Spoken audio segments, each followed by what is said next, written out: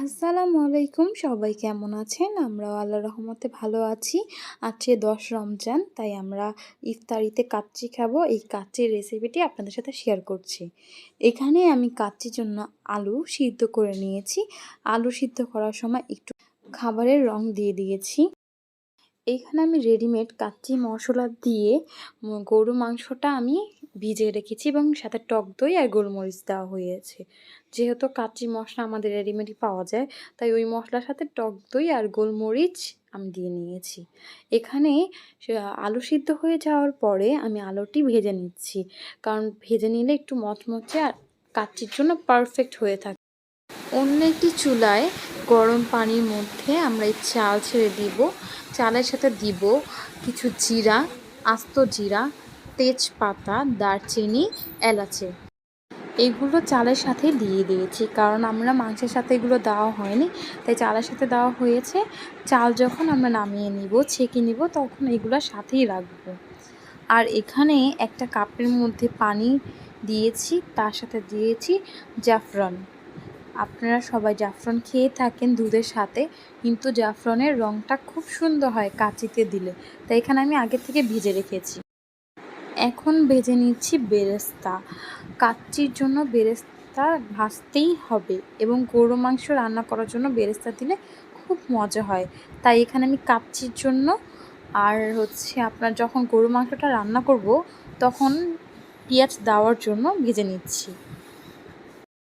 এখন গরু মাংসটা রান্নার জন্য আমরা একটি পাত্রে সরিষার তেল নিয়ে নিয়েছি। সরিষার তেল গরম হওয়ার সাথে সাথে আমরা গরু মাংসগুলো ছেড়ে দিচ্ছি এবং মশলা সহ ছেড়ে দিব, কারণ গরু মাংসটা সিদ্ধ হতে টাইম লাগবে, তাই ওই পানি সহ দিয়ে দিয়েছি।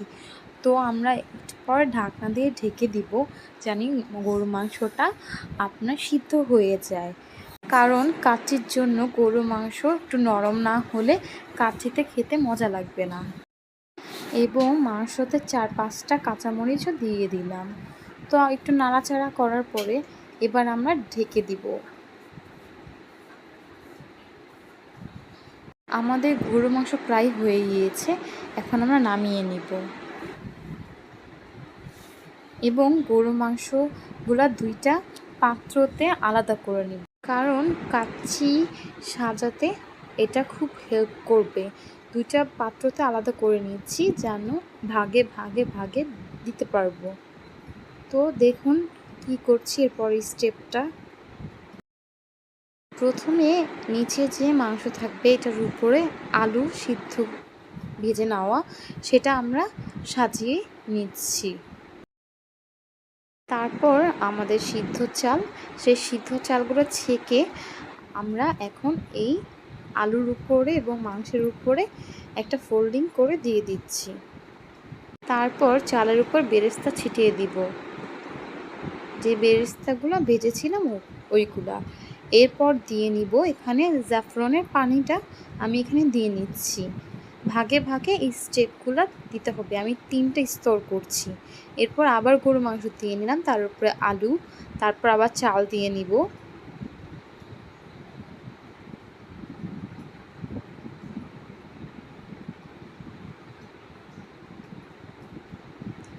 আবারও সেমভাবে সব কিছু দিব, চালের পরে বেরেস্তা দিয়ে নেব।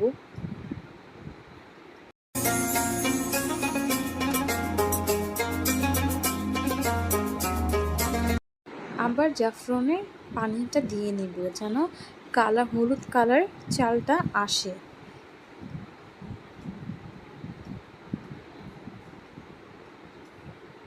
একদম উপরে আবার গরুর মাংসটা দিয়ে তার উপরে আবার আলু দিয়ে আমরা চালটা আবার দিয়ে নেব।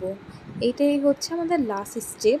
তো আগের মতন সেমভাবে সব কিছু আবার সাজিয়ে উপরে দিয়ে দিচ্ছি, আর এটার সাথে কিছুটা আলু বোখারা এবং কিশমিশ দিয়ে নেব।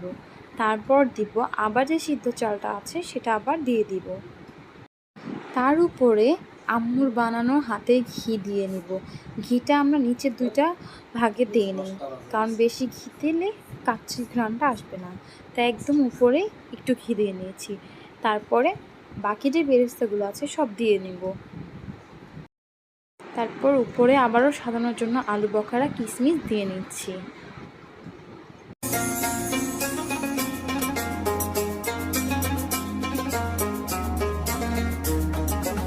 এখন বাকি যে স্যাফরনের পানিটা আছে ওটা আমরা দিয়ে নিচ্ছি। 3 বার একই স্টেপ ফলো করে দিব, যেন লাড়া দেওয়ার সময় সুন্দর কালার আসে। এখানে কিছু কাঁচামরিচও দিয়ে নিচ্ছি। এখন এটাকে একটু ভাপে রাখার জন্য একটি তাওয়া চুলায় বসিয়ে আগেই গরম করে নিয়েছি, তার উপরে হাঁড়ি দিয়ে দিয়েছি। এই হচ্ছে আমাদের ফাইনাল লুক। এটা নাড়া দিলেই অন্যরকম একটা কাচ্চির লুক চলে আসবে। তো এই যে আম্মু নাড়া দিচ্ছে, তো ফাইনাল লুকটা আপনারা দেখতে থাকুন। এবং যখন সব শেষ হয়ে যাবে দেওয়া, তখন আস্তে আস্তে এরকম নাড়তে হবে, না হলে আলুগুলো ভেঙে যাবে এবং মাংসগুলো নরম হয়ে ওগুলো ভেঙে যাবে। তাই একটু আস্তে নাড়াচাড়া করে দিতে হবে।